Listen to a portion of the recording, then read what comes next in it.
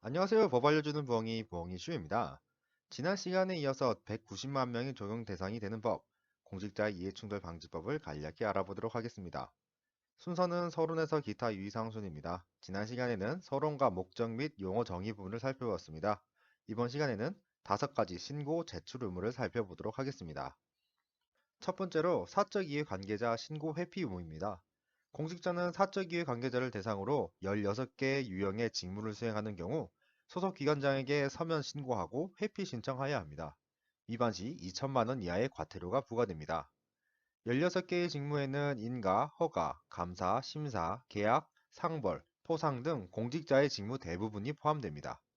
직무 관련자 또는 직접적인 이해관계가 있는 자는 소속기관장에게 기피 신청을 할 수도 있습니다.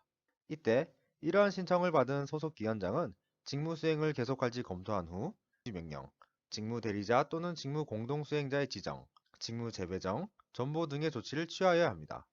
만약 직무 수행을 계속하도록 조치한다면 이해충돌 방지 담당관 또는 다른 공직자로 하여금 공정한 직무 수행 여부를 확인 점검토록 해야 합니다. 한 가지 예시를 들자면 건물 상시 출입증 신청을 했는데 알고 보니 승인권자의 사적이해 관계자인 경우 승인권자는 이를 안 날로부터 14일 이내에 소속기관장에게 서면 신고하고 회피 신청하여야 합니다. 이후 소속기관장은 관련 조치를 취해야 합니다. 여기서의 관련 조치는 앞서 언급한 직무수행의 일시중지명령, 직무대리자 또는 직무공동수행자의 지정, 직무재배정, 전보, 공정한 직무수행 여부 확인 점검 등을 의미합니다. 다음으로 공공기관 직무 관련 부동산 보유, 매수 신고 의무입니다. 부동산을 취급하는 경우 혹은 부동산 개발 업무를 하는 경우에는 관련 부동산 보유, 매수 신고를 해야 합니다.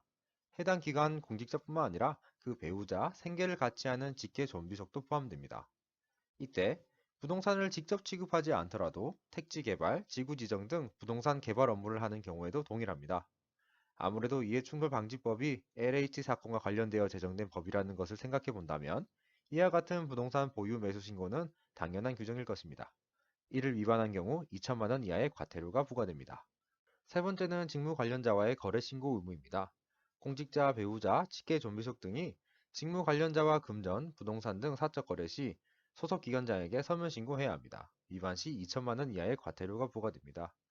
예를 들어 군사시설 근처에 건물을 건축하려는데 군부대에 군보 심의 협의 요청을 한 부동산 개발업자가 해당 군부대 협의 관련 실무자의 가족과 토지 매매, 전세, 임대차 계약 등을 체결한 경우 실무자는 이를 안 날로부터 14일 이내에 소속 기관장에게 서면 신고해야 합니다. 다음으로 퇴직자 사적 접촉 신고 의무입니다. 직무 관련자인 소속 기관의 퇴직자와 사적 접촉을 하는 경우 소속 기관장에게 신고해야 합니다. 퇴직자는 공직자가 아니게 된 날로부터 2년 이내에 자해하납니다. 위반 시 1천만 원 이하의 과태료가 부과됩니다. 다만 사회상규에 따라 허용되는 경우에는 제외하므로 아직 판례가 없어 어느 정도까지 허용될지 조금 더 기다려봐야 예상할 수 있을 것 같습니다. 마지막으로 고위공직자는 임기 개시일 기준 최근 3년간 민간 부문 업무 활동 내용을 제출해야 합니다. 특별히 강조해드릴 부분은 없으나 참고로 공수처법에 적용 대상이 되는 고위공직자와 이해충돌방지법에 적용 대상이 되는 고위공직자의 범위에는 차이가 있다는 점만 알아두시기 바랍니다. 5가지 신고 제출 의무는 모두 과태료 부과처분 대상입니다. 다음 시간에는 5가지 제한 금지 의무와 기타 유의사항을 살펴보겠습니다. 도움이 되셨다면 구독, 좋아요 부탁드립니다.